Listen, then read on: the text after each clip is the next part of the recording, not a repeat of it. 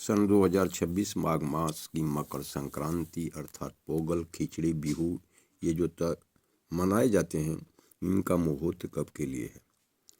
देखिए, वैदिक पंचांग के अनुसार इस समय हम श्री महावीर पंचांग पर बैठे हुए हैं और दिखा रहे हैं आपको कि देखिए, बुधवार को एकादशी तिथि, अनुराधा नक्षत्र, गंड योग, उसके बाद वृश्चिक राशि के साथ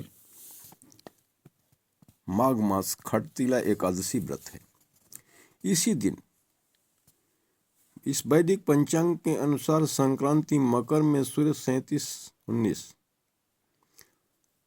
दिया गया, जिसके अनुसार मकर संक्रांति आती है। इसके 12 घंटा पूर्व एवं 20 घंटा पश्चात पुण्यकाल होता है।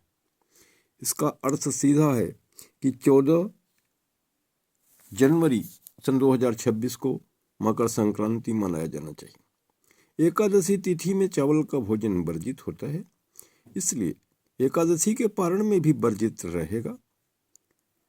और कुछ लोग बस वही चावल न खाने की व्यवस्था के अनुसार इसे 15 तारीख को मनाने का निषेध करेंगे।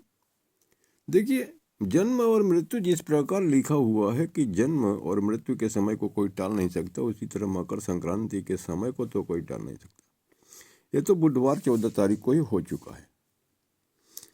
अब रही बात 20 घंटे को 40 घंटे बढ़ाने की, तो भारतेंदु हरिश्चंद्र जी ने वाराणसी में ही ऐसा एक विवरण दिया था कि कुछ ऐसे हमारे विद्वान हुए जिन्होंने अपने माता पिता की मृत्यु की तिथि को भी पुण्यतिथि घोषित कर दिया। पहले कुछ ही तिथियां विशेष घोषित की गई थी जिसे लोग मानते थे, व्रत और उपवास करते थे। पुरातन काल से ही ये व्यवस्था चली आई कि कुछ छद्म अज्ञानी विद्वानों ने ऐसा किया।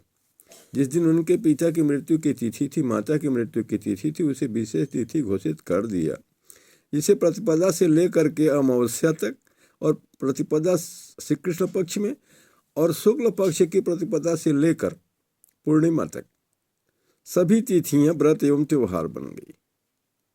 उपहास है, यह अपवाद बन गया कि हर तिथि को एक न एक व्रत जोड़ दिया गया। यह भारतेंदु हरिश्चंद्र जी का कथन है, उसी प्रकार आप लोग समझ लें। 12 घंटा पूर्व इसका पुण्यकाल होगा और बुधवार का दिन सर्वोत्तम है। अनुराधा नक्षत्र सर्वसिद्धिदायक है। अच्छे लोगों को इसी दिन खिचड़ी का व्रत मनाना चाहिए। रही बात गुरुवार की, गुरुवार का दिन धन का जो दान करता है या धन देता है, और तिल का दान करने वाले के संसार में निर्धन होने का श्राप देती हैं माँ लक्ष्मी जी। वो निर्धन हो जाता है जो गुरुवार के दिन धन को खर्च करता है। वैसे भी कहा गया है कि जो पैसा खर्चे बिन सोचे रक्षक बिन कलह मचाता है, जो व्याकुल रहता सभी जगह वह शीघ्र नष्ट हो जाता है। द्वादशी की तिथि में कभी भी तिल का दान नहीं करना चाहिए। तिल द्वारा पिंडदान नहीं करना चाहिए। तो सोचिए, अब आगे हम अपनी वाणी को विराम देते हैं, क्योंकि सभी विद्वानों का मत अलग अलग है। जिसको जो सूझे, जिसका जैसा गुरु होगा वैसा उसका शिष्य भी होगा। गुरु होए दयाल तो पर में करे निहाल।